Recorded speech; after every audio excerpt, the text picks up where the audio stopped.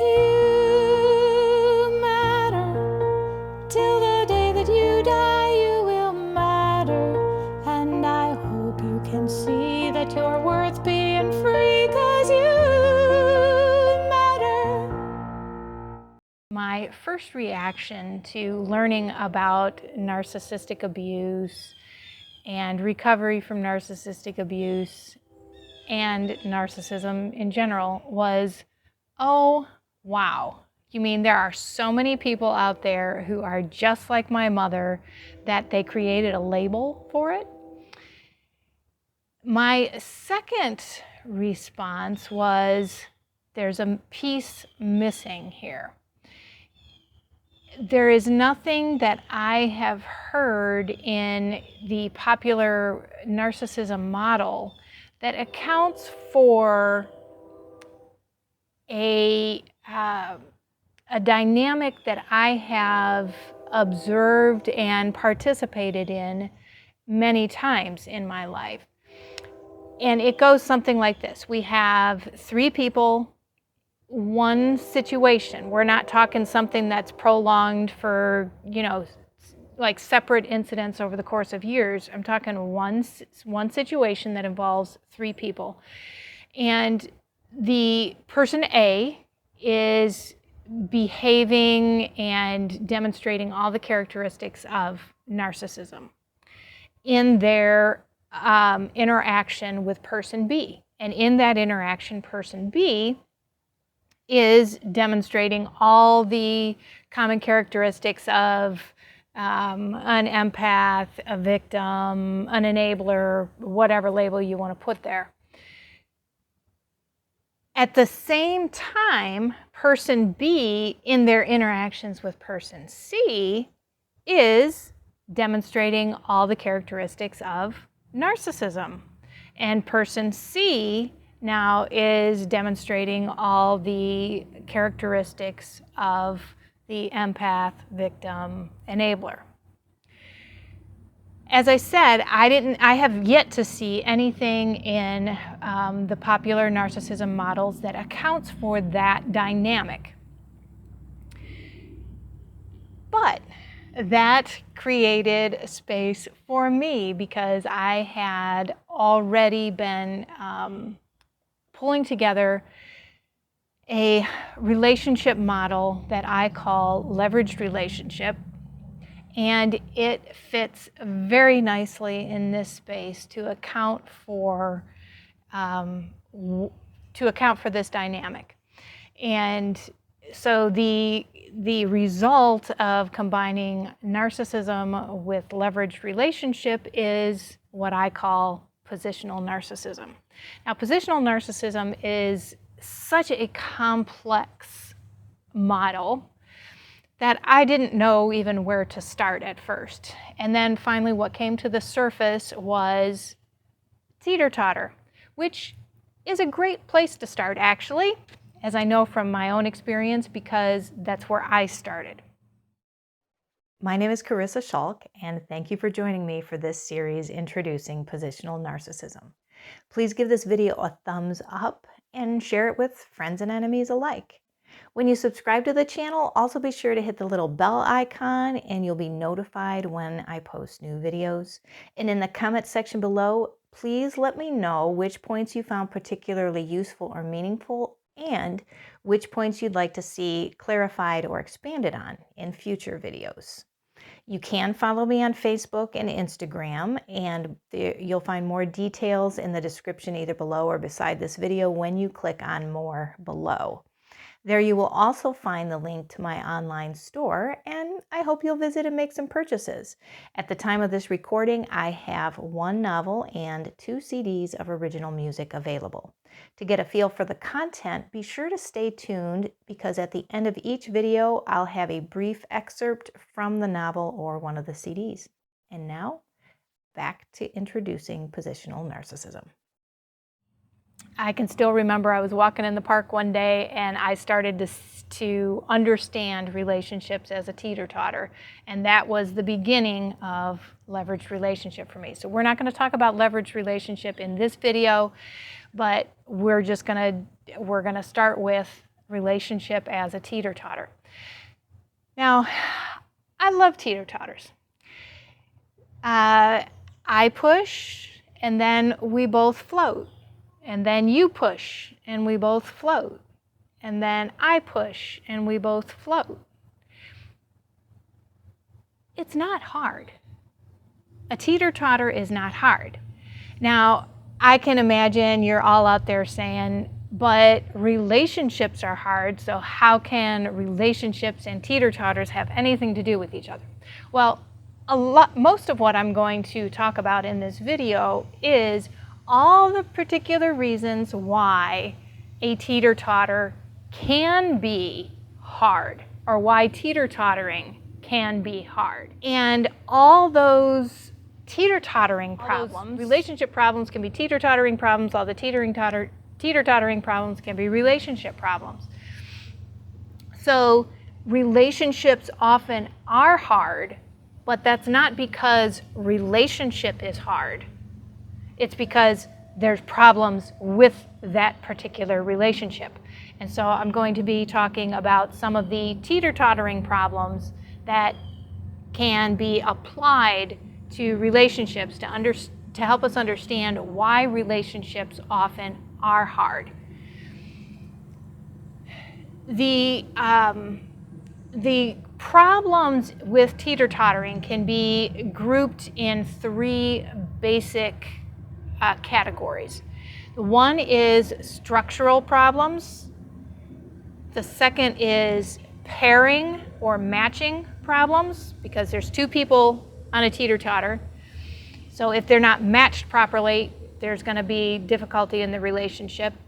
And the third is individual problems.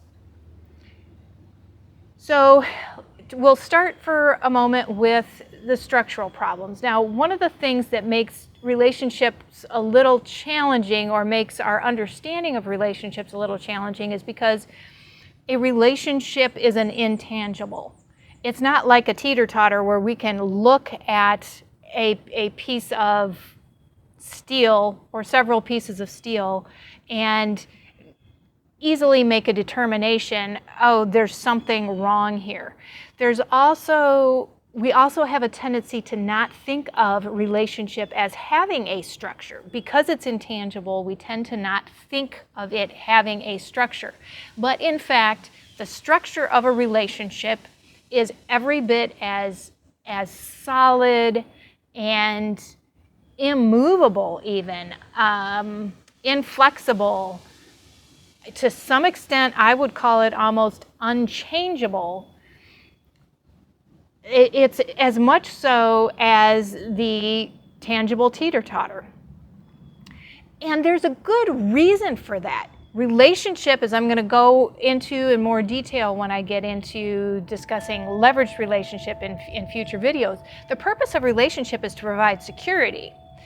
So if that relationship structure wasn't solid, wasn't immovable, wasn't fixed to a large degree, there would be no security in it. It would be useless. So when you interact with somebody that you've known for more than about 5 minutes, you're not interacting based on that moment precisely. You're interacting based on the structure that has been developed over however long you've known this person. So here's some structural problems that you could find in a teeter-totter that would make teeter-tottering difficult. You might have a broken hinge or a non-existent hinge. And I have this vague recollection of having been on a teeter-totter like that as a kid, and it's actually dangerous. You could get hurt on a teeter-totter where the hinge isn't working properly, or it's not even there, because every time you move, the lever might slide a little bit, which, like I said, it could go this way, it could go this way, but it could be dangerous. You could have another type of issue with the hinge. Maybe the hinge is stuck. Maybe it's rusted and so it makes it very, very, very difficult to push. The whole structure could be too close to the ground. If it's built for smaller people than who you are, and it's too close to the ground, then you're not going to be able to get a good, smooth ride with it. The pole itself, the lever, could be broken, or there's usually a pole that the lever is resting on. The fulcrum pole could be broken. One of the seats could be broken. So next comes the pairing or matching problems. Now the obvious one is a significant weight differential. For instance, if a parent is out trying to teeter-totter with their little child, the parent's not going to have a whole lot of fun with it because of the weight differential. You can also have differences in style. One party might like to teeter-totter fast. The other one might want to go really slow. One could like to have a lot of bumping, like to make it real jolted and jerky, and the other one might like a really smooth ride. So again, that's just an example of how a bad pairing, can make teeter-tottering difficult. The third group, as I mentioned, is individual problems. And a lot of those individual problems are either habits, relationship patterns, or attitudes towards relationship. If a person believes that they shouldn't really have to respond in the relationship, and it doesn't matter if it's you that feels that way or if it's the other party that feels that way, if one party feels that they shouldn't need to respond, that the other person should do all the work in the relationship, then obviously you're going to have difficulties. So if you've got one person who just shows up on the teeter-totter and crosses their arms and says, okay, I'm here, now you make it fun, it's not going to be fun, because teeter-tottering does require response. As I've said before, teeter-tottering is not difficult, but it's not the same as just sitting on your couch doing nothing. There is response involved. So you're also going to have problems if it becomes a matter of perfectionism. And I've known people who I can only imagine being on that teeter-totter and always criticizing their partner, saying, you're pushing too slow, you're pushing too fast, you're not pushing hard enough, you're pushing too hard, why are you doing it like that? Where it's never, ever good enough.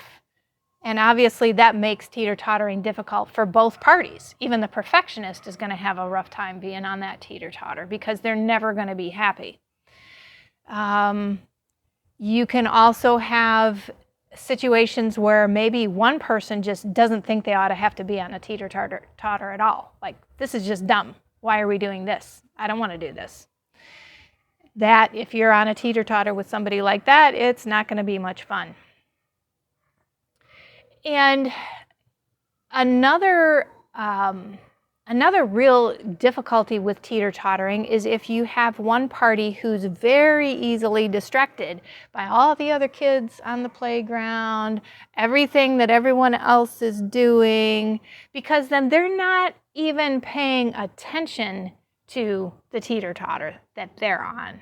So if you're on a teeter-totter with this person, you're going to push, and then you're literally going to be hanging in midair, which is not a comfortable feeling, because now you're just hanging in suspense, waiting for them to respond. There are numerous other situations and examples that I could probably give, but I'll leave this as enough to start with, and look forward very much to building on this in future videos. I look forward to posting another video soon, and in the meantime, take good care of yourself. You are worth it.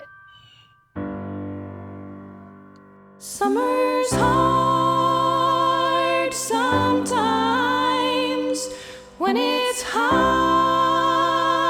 Sometimes nothing's happening. What is going on?